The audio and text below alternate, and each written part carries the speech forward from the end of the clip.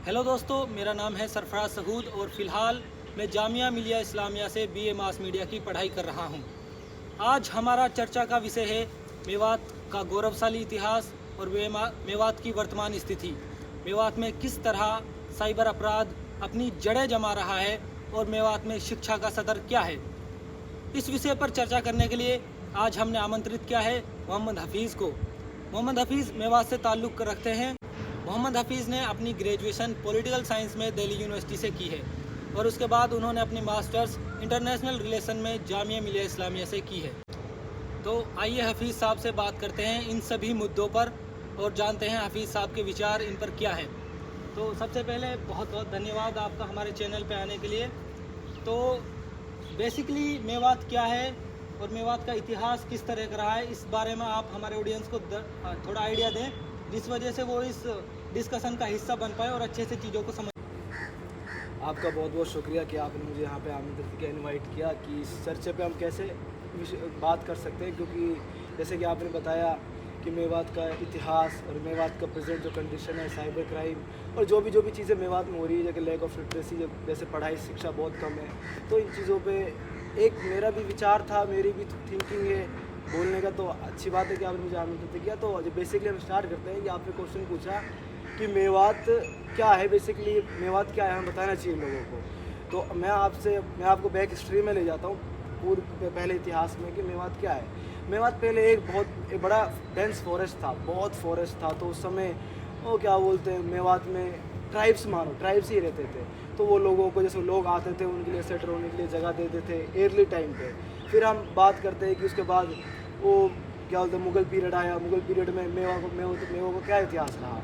मेवों में जब एग्जाम्पल हम राजस्थान का लेते हैं कि हमारा राजस्थान से, क्योंकि जब मेवात था ये प्रिंसली स्टेट अलवर और भरतपुर में आता था, और एक गुड़गांव था जो ये प्रोविंस था पंजाब प्रोविंस का। तो फिलहाल जो हरियाणा भी, जो गुड़गांव हरियाणा का डिस्ट्रिक्ट है। तो इस तरह से मेवात में जो जैसे बाबर और जब राणा संगा में चुनने की वो आई, तो हमारे जो पूर्व मेवाती थे उन्होंने राणा संगा को चुना, अपने देश के हित में लड़ाई करने के लिए चुना। तो 1930s में जाते हैं, 1930 में जब एक लैंड रेवेन्यू और टैक्स रेवेन्यू ब्रिटिश ने डाला था, तो उसके खिलाफ जो पहले जो देश में लड़ा था वो मेव थे कि भाई ये लैंड जो टैक्स रेवेन्यू के खिलाफ हम लड़ेंगे, ये गलत चीज़ है। तो वो बेसिकली मेवों ने ही उठाई थी। और मेवों का एक इतना अच्छा इतिहास रहा है कि उन्होंने हर चीज़ में भागीदारी ली, हर चीज़ में लड़ाई करी है। और उनका इतना अच्छा इतिहास है कि हम कुछ भी देखेंगे तो मेव उसमें जो पूर्व उनका इतिहास रहा उसमें अच्छे रहे। मेवों के पास उनकी यूनिक कल्चर है, उनकी अलग हिस्ट्री है, उनका अलग सिविलाइजेशन है, उनकी अलग पहचान है, अलग अलग आइडेंटिटी है, अलग लैंग्वेज है। तो ये कि बहुत महत्वपूर्ण चीज़ है। तो मेवात की हिस्ट्री फिर हम आते हैं, जैसे आप बोल रहे थे कि प्रेजेंट में भी बताना है, तो जैसे भी हम आते हैं 1947, 1947 देश आज़ाद हुआ। आज़ाद होने के बाद बंटवारा हो गया, इंडिया पाकिस्तान का हो गया। तो उसके बाद एक घासेड़ा गांव पड़ता है 60 किलोमीटर मेरे हिसाब से यहाँ से, दिल्ली से ही। तो वहाँ पे गांधी जी गए थे, वहाँ पे उन्होंने रिक्वेस्ट की मेव लोगों से कि आप पाकिस्तान ना जाइए, आप वहीं ठहरिए, आप मेव हैं, आप इस देश की रीढ़ की हड्डी हैं। तो उसके कुछ दिनों बाद हालांकि गांधी जी की हत्या भी हो गई थी। तो मेव को इस जगह रुकने के लिए कहा गया। फिर हम बेसिकली आते हैं 1956 में क्या हुआ कि लिंग्विस्टिक बेसिस पे, भाषा के आधार पे अलग अलग, जैसे केरला और भी जैसे देश, तमिलनाडु, पंजाब, उसके बाद ये सब अलग अलग राज्य बनने लगे। तो उस समय मेवात को एक बहुत बड़ा झटका हुआ, क्योंकि मेवात एक अच्छा रीजन था, उसको अलग अलग हिस्सों में बांट दिया। प्रेजेंटली हम देखते हैं कुछ हिस्सा राजस्थान में, कुछ उत्तर प्रदेश में और कुछ हरियाणा में। तो इन हिस्सों में उन्होंने बांट दिया गया। उसके बाद हम बोलते हैं कि जैसे भी चीज़ राजस्थान को इधर बांट दिया, मेवात को उधर बांट दिया। तो ये अब आप जैसे कह रहे हो कि मेवात की हिस्ट्री देखेंगे तो 1971 में मेवात को ऑफिशियली क्या बोलते हैं, जो गुड़गांव फरीदाबाद को गुड़गांव के साथ ऐड किया गया। जब 2005 में फरीदाबाद में डेवलपमेंट हुआ, गुड़गांव में बहुत बड़ा डेवलपमेंट हुआ, तो इस समय एक चाल हुई कि भाई मेवात को अलग करते हैं। उस समय इन्होंने क्या किया, मेवात को ऑफिशियली एक अलग चीज़ कह दी। तो ऐसे मेवात का इतना, जो हमारे पूर्वज थे उन्होंने हक की लड़ाई, सच की लड़ाई, कुछ गंदे काम नहीं चाहे किसी की हिस्ट्री में हो। तो हमारा एक जो इतिहास है वो हमारी कल्चर, हमारी आइडेंटिटी को हमें अभी भी बरकरार रखना है। जैसे हमारे इतिहास में हमारे लोगों ने अच्छे काम किए थे, वही कामों पे हमें आगे चलना है। तो ऐसे ही बेसिकली मेवात का इतिहास चलता आ रहा है। अगर सरकारी आंकड़ों की माने तो मेवात देश का सबसे पिछड़ा इलाका है। क्या जितनी भी सरकारें अभी तक आई हैं, जितनों भी देश पर रूल किया है, उनकी एक कॉन्स्पिरेसी रही है, साजिश रही है कि मेवात को पिछड़ा रखा जाए? जी जी, ये बहुत महत्वपूर्ण सवाल है। ये आपका बिल्कुल एकदम क्या बोलते हैं उसे, राइट सवाल बोलते हैं ना, जिससे उस तरह का सवाल है। तो इसमें मैं आपके लिए जवाब देना चाहूँगा कि आप देखिए 1971 1947 के बाद जैसे भी आप देखते हैं, मेवात को अलग अलग रीजन में बांट दिया गया है, ठीक है। अब चाहे कांग्रेस सरकार हो, चाहे बीजेपी सरकार हो, कोई भी सरकार हो, किसी सरकार ने मेवात के एरिया के लिए, डेवलपमेंट के लिए काम नहीं किया बिल्कुल भी। चाहे अब हमारे मेवात में एक ऐसा भी पॉलिटिशियन नहीं उभरा। आप शेखावटी रीजन देखिए हमारे राजस्थान में, ये देखता हूँ, और मेवात का अपना रीजन देखिए, तो हमारा राजस्थान शेखावटी रीजन इतना पॉपुलर हो गया, इतना डेवलपमेंट हो गया, क्योंकि वहाँ लीडर्स निकले। हमारे यहाँ से लीडर्स निकले नहीं। पॉलिटिकल लीडर्स क्या करते हैं, अपने बेनिफिट के लिए, अपना खुद का पैसा कमाना है, अपनी औलाद को बढ़िया करना है, लेकिन उन्होंने डेवलपमेंट, स्कूल, यूनिवर्सिटी, कॉलेज, ऐसा कोई मुद्दा ना लेजिस्लेटिव ना पार्लियामेंट में उठाया। पहली बात ये। दूसरी बात ये, आप अभी हम बेसिकली बात कर रहे हैं मेवात की, तो मेवात, हम नू साइड की मेवात की बात करते हैं। आपको मैं दिखाता हूँ, 2018 की नीति आयोग की रिपोर्ट है। अब उस रिपोर्ट में क्या कहा गया है? उस रिपोर्ट में ये कहा गया है कि India's most backward district, India की मोस्ट जो डिस्ट्रिक्ट है वो है मेवात। तो इससे हम क्या समझना चाहिए कि इतने 75 साल हमारे देश को आज़ादी लिए हो गए, लेकिन हमारा मेवात इतना पिछड़ा क्यों रह गया? अब मैं आपको बात बताता हूँ, इसमें सरकार की उस मेव की क्या गलती है? मेव की कोई गलती नहीं। मेव को जैसा बांटा गया उधर इधर होते गए, मेव की इसमें मैं कोई गलती नहीं मानता। इसमें डेवलपमेंट की जो बात आती है वो हमें सरकार को उठानी चाहिए, वो हमारा हक है, हमारी जिम्मेदारी है। 2008 में MSDP multi sector development area programme पे 90 पूरे देश में 90 डिस्ट्रिक्ट चुनी गई, इसमें से एक थी मेवात। तो मेवात पिछड़ा हुआ था, तो उसमें 5-6 हज़ार करोड़ का बजट दिया तो मेवात के लिए। लेकिन जब ये मिनिस्ट्री ऑफ क्या बोलते हैं माइनॉरिटी अफेयर से पूछा गया कि आपने क्या किया, उनके पास कोई डाटा ही नहीं है कि नूह में, मेवात में कितने हेल्थ सेक्टर में काम हुआ, कितनी स्कूलों में काम हुआ, कितनी फैमिलियों में काम हुआ। उनके पास कोई डाटा नहीं है। उनके पास ना प्रॉपर बजट एलोकेशन, ना प्रॉपर उनके पास इम्प्लीमेंटेशन, एंड प्लस करप्शन हुआ। वहाँ की जो एडमिनिस्ट्रेशन है उसमें करप्शन हुआ। अब आप आ जाइए ब्लॉक पंचायत, डिस्ट्रिक्ट में आ जाइए, फिर MLA, फिर MP पे आ जाइए, पंचायत में देखिए कैसे जो सरपंच वहाँ पे बनते हैं, उन्होंने जो उनको दिया जाता है कि स्कूल को अच्छा कीजिए, रोड को अच्छा बनाइए, इस शिक्षा की जागरूकता लाइए, वो क्या करते हैं, अपने लिए घर बना लेते हैं। और वो क्या, अपने घर बना लिया, बाकी अपना पैसा ठग लिया, कोई है नहीं, सेक्रेटरी सब उनसे मिले होते हैं। तो करप्शन तो हाई लेवल है। इसलिए मेवात का कुछ डेवलपमेंट बिल्कुल भी मेवात में नहीं हो पाया। दूसरी बात, एक और ऐसे प्रोग्राम हुआ, 11 पॉइंट प्रोग्राम सरकार ने लाए माइनॉरिटी के लिए, 15 पॉइंट प्रोग्राम गवर्नमेंट ने लाए। तो उसमें गवर्नमेंट ने क्या किया, जो गवर्नमेंट के उत्तरवादी होती है कि एक इतना बैकवर्ड एरिया है और वो बहुमूल्य मुस्लिम से आबादी है, उसकी मुस्लिम पॉपुलेशन है उधर ज़्यादा। तो मुस्लिम ना पढ़ाई लिखाई में, ना उनके पास स्कूल, ना उनके पास कुछ एजुकेशन, ना उधर मेवात में एक सिंगल यूनिवर्सिटी नहीं है। आप देखिए इस बात को। और उधर कॉलेजेस है, उसमें मास्टर्स डिग्री नहीं है, पोस्ट ग्रेजुएट डिग्री नहीं है, डॉक्टरेट डिग्री नहीं है, पोस्ट डॉक डिग्री नहीं है। स्कूल से 50% उधर का स्कूल खाली है। सबसे ज़्यादा ड्रॉप आउट्स मेवात में हो रहे हैं। ये एक इतना बड़ा, क्योंकि गवर्नमेंट की एक उत्तरदायित्व बनती है कि उस एरिया को अलग कैटेगरी में डालें, अलग उसके लिए चीज़ें बनाएं और उसको अच्छी तरह इम्प्लीमेंट करें। जो कि सरकार, चाहे बीजेपी सरकार हो, चाहे कांग्रेस सरकार हो, किसी ने 1% मेवात के लिए काम नहीं किया। जो कि मेवात इतना पिछड़ा है, उधर के बच्चे अनएम्प्लॉयड सेक्टर इतना उधर बढ़ा हुआ है, बच्चे को ये तक नहीं पता कि हमारे देश का राजधानी क्या है। वेदर इट्स, हम दुनिया की बात कर रहे हैं। अगर हम इस्लामिक तौर पे आ जाएं, उधर इस्लामिक शिक्षा भी बच्चों को नहीं मिली, वो कुरान तक नहीं जानते, उनको हदीस के बारे में नहीं पता। तो ये एक अहम, जो इतना मोस्ट बैकवर्ड रहा है, उनके पास एग्रीकल्चर के एरिया कुछ नहीं कर सकते, तो डेली वेजेस पे वो काम कर रहे हैं। तो आप इसे समझ सकते हैं कितना बैकवर्ड है और कितनी बड़ी साजिश, नहीं कहेंगे हम, कितना बड़ा लैक ऑफ अटेंशन रहा है इस एरिया पे, जो कि एक पूर्व इतिहास में बहुत बड़ा प्रिंसली स्टेट माना जाता था। मेवात बहुत बड़ा आर्थिक स्थिति से बहुत ऊपर था उस समय, बहुत पैसे वाले थे मेवात के लोग, वो लड़े थे हर चीज़ के लिए। और आप प्रेजेंट कंडीशन देखिए, जब से आज़ाद हुए कितनी गंदी स्थिति हमारे मेवात की हो चुकी है। बिल्कुल। तो क्या लगता है, मेवात को एक सेम लाइन पे लाने के लिए उन्हें कुछ स्पेशल प्रोविज़न देने चाहिए, जैसे कि उन्हें ST का कोटा दिया जाए, ST रिजर्वेशन दिया जाए? क्या आप इसको ज़रूरी समझते हैं? देखो, अगर आप मुझसे पर्सनल पूछेंगे तो मेरा मानना है कि मेवात को ST रिजर्वेशन मिलना चाहिए। क्योंकि ST रिजर्वेशन कैसे मिलता है, हम उससे बात करते हैं आपसे, हिस्टोरिकल मार्जिनलाइजेशन। हिस्टोरिकल मार्जिनलाइजेशन जैसे पिछड़े आ रहे हैं, ट्राइब ही मान, हमें कौन मान, हम ट्राइब ही हैं, बेसिकली वी आर ट्राइब्स। हम ट्राइब हैं, हम पहाड़ों में रहें, हमें हर जगह रहें, तो हम हिस्टोरिकल मार्जिनलाइज्ड हैं। जब से ये आज़ाद हुआ है देश, उससे पहले भी मेन एक कम्युनिटी जो बहुत मार्जिनलाइज्ड है। दूसरी चीज़ हम उसमें देखेंगे socio economic factors. Socio economic factors में क्या आता है? Literacy, health care system, clothing, food, पढ़ाई। तो ये सब चीज़ के जब आप देखोगे तो मेवात बहुत बैकवर्ड है। मेवात में कुछ भी नहीं हुआ है। मेवात में एक चीज़ तक नहीं हुई है। मेवात में सबसे ज़्यादा ड्रॉप आउट्स हैं स्कूल में। फीमेल जो एक लड़कियां हैं, लड़कियों को भी एजुकेशन सिस्टम नहीं है वहाँ पे। लड़कियां 10th के बाद पढ़ने नहीं जा रही, कोई 10th भी नहीं कर रही हैं। और एक क्या बोलते हैं जैसे हेल्थ केयर, हॉस्पिटल्स, आप बताइए कितने मेडिकल कॉलेजेस, कितने हॉस्पिटल्स हैं?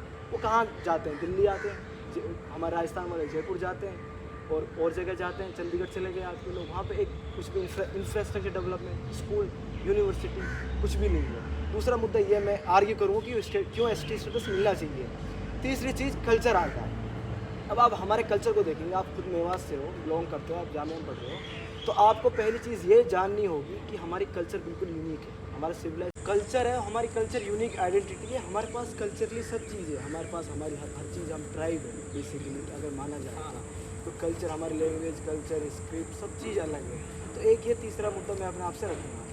फोर्थ में पॉइंट रखूँगा पॉलिटिकल रिप्रेजेंटेशन हमारी क्या होनी चाहिए। अगर हमें स्टेटस मिलता है, शेड्यूल ट्राइब में हम आते हैं, तो हमारी पॉलिटिकल रिप्रेजेंटेशन बढ़ेगी, और बढ़ेगी तो हमारा डेवलपमेंट होगा। अब जो ये पॉइंट्स मैंने आपको गिनाया, अगर हमें ये चीज़ को बेसिकली मुद्दों पे दिया जाए, तो अगर हमें स्टेटस मिलता है तो कि हम मार्जिनलाइज्ड हैं, हम डेवलप्ड नहीं है बिल्कुल भी। आप देखोगे हम मेरे हिसाब से 45-50 साल पीछे हैं अभी इंडिया से। हमें आज़ाद हुए 75 साल हो गए। ये बहुत बड़ा मुद्दा है, हमको सोचना चाहिए, और इसके लिए हमें खुद ही लड़ाई लड़नी पड़ेगी। इसके लिए सरकार तो कुछ करेगी नहीं। और आप जैसे आप देख लें, हरियाणा में एक भी शेड्यूल ट्राइब कुछ कम्युनिटी नहीं है, आपने जैसे कि बताया, एक भी नहीं है।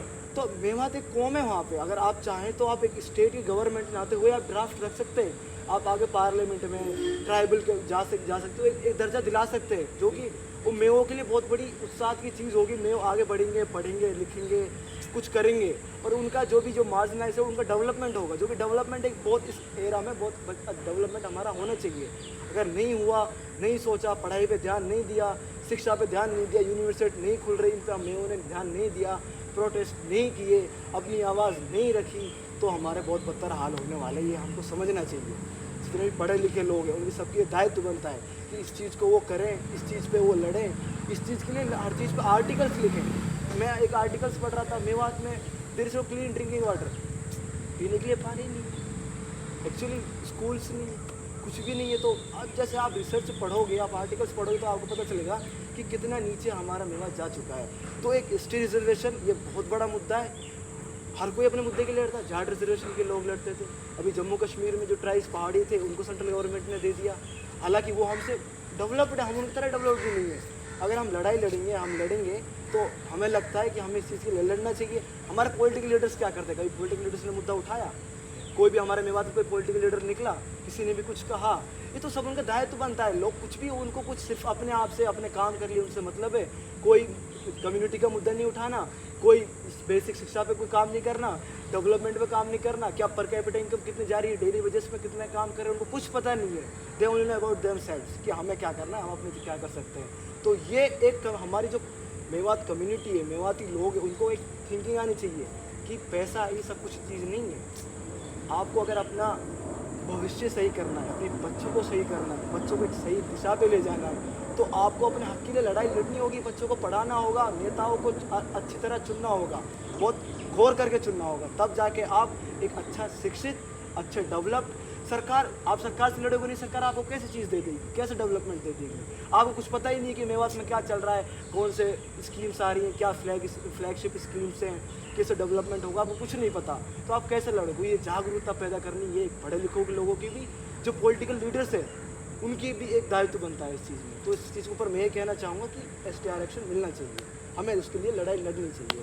ये पॉसिबल है। कुछ लोग बोलते हैं कि पॉसिबल वगैरह नहीं है। क्यों पॉसिबल नहीं है भाई साहब?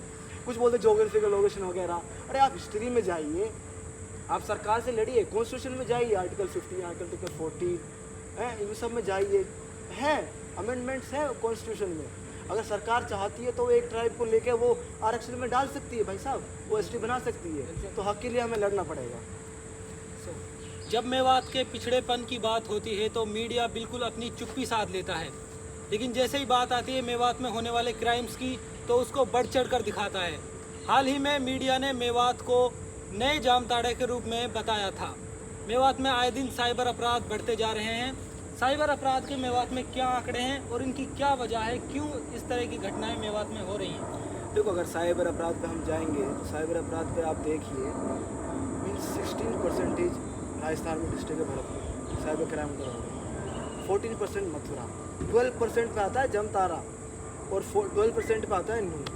तो आप देखिए कि जो जमतारा जो झारखंड में डिस्ट्रिक्ट उधर कैसे ओटीपी माफिया, ये सेक्स एक्सटॉर्शन चीज़ होती थी, कैसे पॉलिटिकल लीडर्स ये सब क्या क्या करते थे, कैसे सपोर्ट करते थे। तो इन चीज़ों को हमें बारीकी से रखना चाहिए। अब भरतपुर में ये साइबर क्राइम बढ़ रहा है, इतने लोगों में जागरूकता नहीं है, लोग सेक्स एक्सटॉर्शन कर रहे हैं, किसी की जान ले रहे हैं, लूट रहे हैं, लुटेरे बन रहे हैं। आप अपना इतिहास देखिए, आप अपना कल्चर देखिए, आप एक प्रैक्टिसिंग मुस्लिम है। सबसे बड़ी बात, हराम की दौलत, हराम की कमाई आप खाओगे तो आपको दुनिया या आखिरत में वो झेलनी होगी। सबसे बुरी कमाई हराम की होती है, लेकिन कोई समझने को तैयार नहीं है। अब साइबर फ्रॉड, साइबर क्राइम बढ़ रहा है। आप नूह को देख लीजिए, भरतपुर डिस्ट्रिक्ट को देख लीजिए, आए दिन उधर पे रेड हो रही हैं, आए दिन उधर चीज़ें हो रही हैं। आप डाटा देख लीजिए, होम मिनिस्ट्री का डाटा है कि 54% of the cyber crimes are around surrounding of the NCR region, जो नेशनल कैपिटल रीजन से सराउंडिंग हो रहे हैं ये चीज़। तो इसमें हमें समझना चाहिए कि ये इस साइबर फ्रॉड ये मेवात में नए जामताड़ा कैसे बन गया, इसके कौन जिम्मेदार है, ये क्यों बन रहा है। फर्स्ट ऑफ ऑल मैं आपको चाहूँगा, अब आपको एक क्वेश्चन मैं इसमें ऐड कर देता हूँ कि इस चीज़ में हमें कैसे सुधार लाना चाहिए। ये किसकी गलती है साइबर फ्रॉड? बेसिकली सरकारी गलती तो है नहीं, हमें लड़ना सरकार से, हम लड़ नहीं रहे हैं, जहाँ हमें नहीं लड़ना चाहिए हम लड़ रहे हैं। तो साइबर क्राइम का मैं आपको ये कहना चाहूँगा, जो पेरेंटहुड है, जो वहाँ के पिता लोग हैं, पिता हैं, बूढ़े बड़े हैं, लोकल लीडर्स हैं, पंच है, जो सरपंच वगैरह हो गए उधर की, ये चीज़ें, ये लोगों का बहुत अहम रोल है उसमें। अब आपका एक विलेज उठा के देखिए, उस विलेज में आसपास में लोग काम कर रहे हैं तो वो कमीशन दे देते हैं। सरपंच हो गया, लोकल लीडर्स हो गए कि हमें छुड़वा दीजिए, और उनकी सपोर्ट है कि आप काम कीजिए, गंदे कामों में घुसिए। उन्हें क्या है, उन्हें पैसा आ रहा है, ऊपर से अलग पैसा आ रहा है, लेकिन लाइफ किसकी बर्बाद हो रही है? आम इंसानों की बर्बाद हो रही है। वो गलत चीज़ में जा रहे हैं, शिक्षा में नहीं पढ़ रहे, 10 ड्रॉप आउट्स देखिए आप, उसमें बढ़ रहे हैं। तो जितना भी हम इस साइबर फ्रॉड को देखना चाहेंगे, आप मुझे बताइए, आप किसी को लूट कर, आप किसी की बहन का कोई शादी हो रही है उसको लूट कर, किसी के जेवर लूट कर, किसी घर में क्या स्थिति है उसके पैसे लूट कर आप अपनी बहन की शादी कर रहे हैं, आप बढ़िया शौक कर रहे हैं, ये कहाँ का वो ज़मीर बचा है? बिल्कुल ज़मीर नहीं। अब इसकी जो मेन चीज़ है, मैंने आपको एक बात बताता हूँ, वहाँ ऐसा सिस्टम है कि जो बाप है वो तो बेटा बन चुका है, जो बेटा है वो बाप बन चुका है। अब आप इसको क्रोनोलॉजी समझिए, क्योंकि बेटा दे रहा है पैसा कमा के, हराम की दौलत आ रही है घर में, दालपन है, ना बाप पढ़ा ना बेटा पढ़ा। तो ये चीज़ बहुत गौर। अब देखिए आप मेवात को कैसे जाना जा रहा है, मेवात कितनी बदनामी हो रही है। मेवात को कहा जा रहा है कि एक हब है किसका, साइबर फ्रॉड का। लोग उधर जाने से डर रहे हैं, लोगों को उनके इतिहास नहीं जान रहे, लोग प्रेजेंट कंडीशंस पे जा रहे हैं। तो ये इन मुद्दों पे हमें बहुत गहराई से मुद्दे उठाने चाहिए कि ये जो लोकल लीडर्स हैं, ये क्यों, ये लोकल लीडर्स को तो पार्लियामेंट में जाके या लेजिस्लेटिव में जाके मुद्दे उठाने चाहिए कि इसको बंद किया जाए, ये किया जाए। वो क्यों इस पर बात नहीं बोलते? उनके घर परिवारों से लोग पकड़े जा रहे हैं, सरपंचों में से लोग पकड़े जा रहे हैं जो कि बनते हैं कि हम इसके बहुत बड़े लीडर हैं इधर के, उनका क्या हो रहा है? ये समझने की बात है।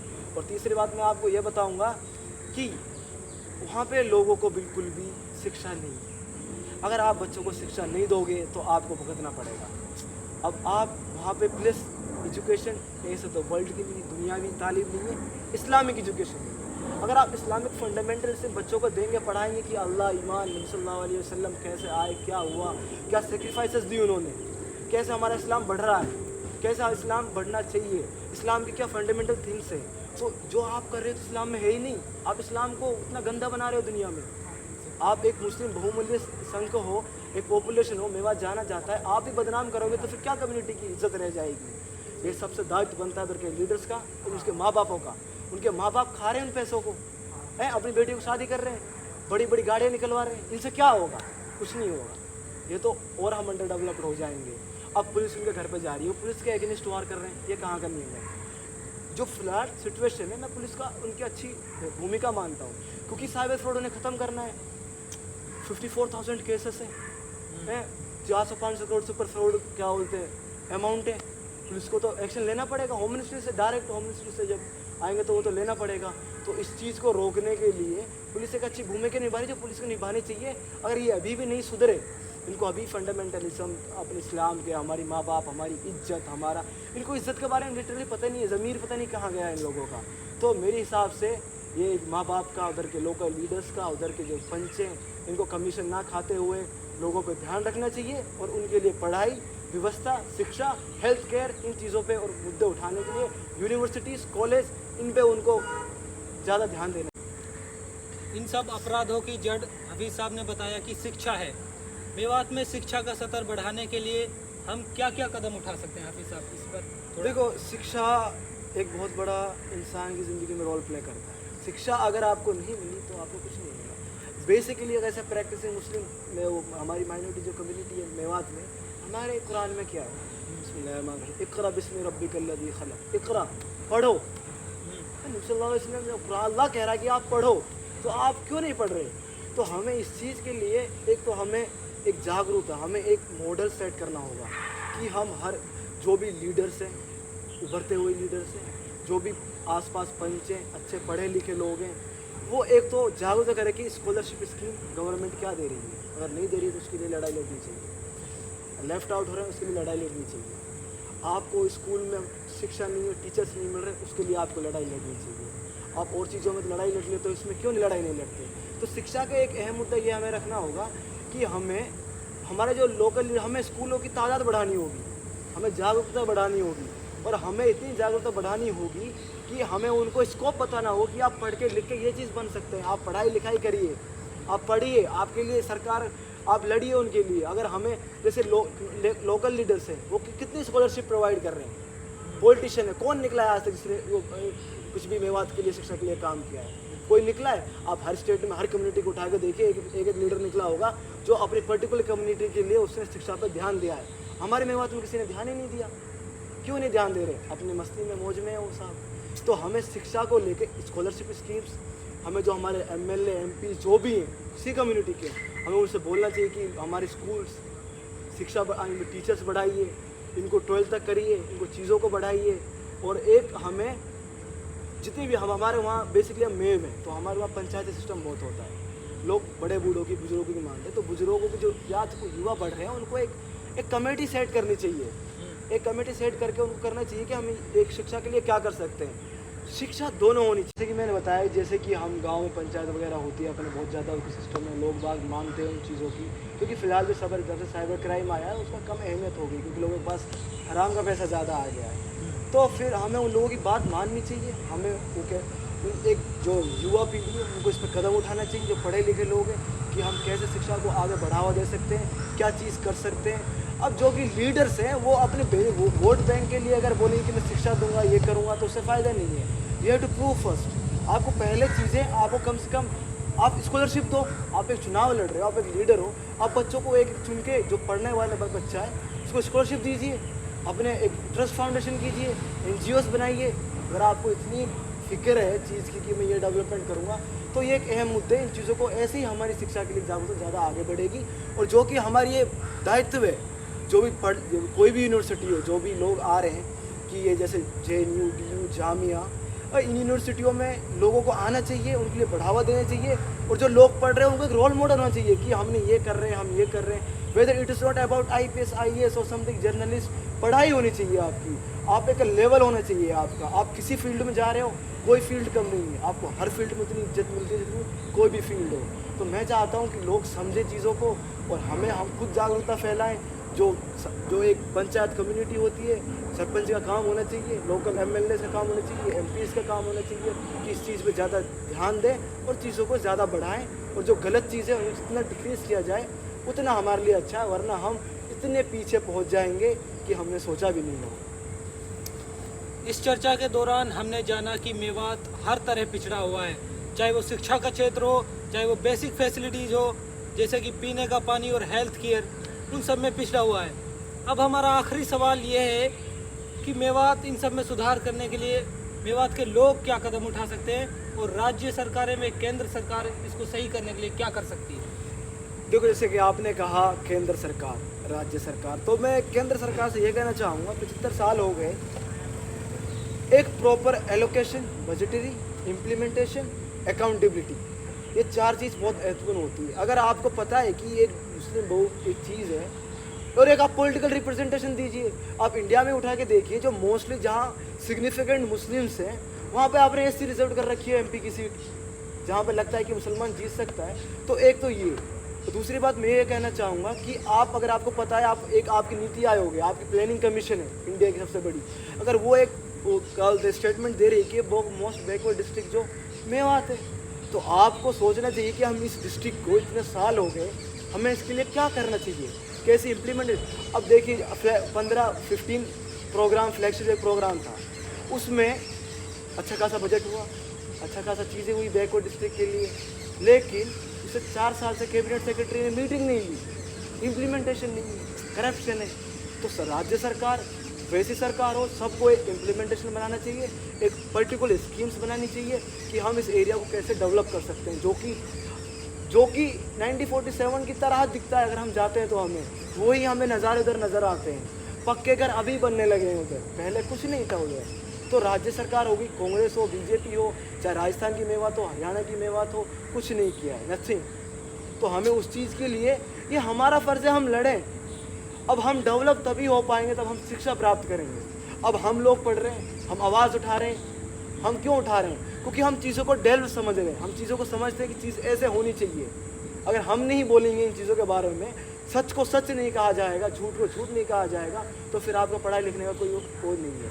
मैं एक बात बताता हूँ, जो मेरे पिताजी हैं, वो हमेशा एक बात कहते हैं कि कहीं भी हो, कितनी शिक्षा ली हो, जो बात खरी होती है, चाहे उसके अगेंस्ट 1000 लोग हैं, आप अकेले खड़े तो खरी बात के लिए आपको हक बात के लिए खड़ा होना चाहिए। ये आपके अंदर जज्बा पैदा करता है। तो अगर लीडर्स सही हो गए, करप्शन नहीं हुआ उनके अंदर अच्छी भावना हुई कि मैं सुधारूंगा, तो ऑटोमेटिकली डेवलपमेंट आएगा, ये होगा। दूसरा, जो प्रेजेंट सिचुएशन है, वहाँ पे एडमिनिस्ट्रेशन, वहाँ पे करप्शन है, पुलिस हो, डिस्ट्रिक्ट हो, तो यही अनुरोध करना चाहेंगे कि जैसे कि आप अब साइबर फ्रॉड को कम कर रही है पुलिस, वैसे ही लोगों में अच्छी चीज़ों की जागरूकता, लोगों को समझाने की जागरूकता, पुलिस को और बेटर हो सकती है।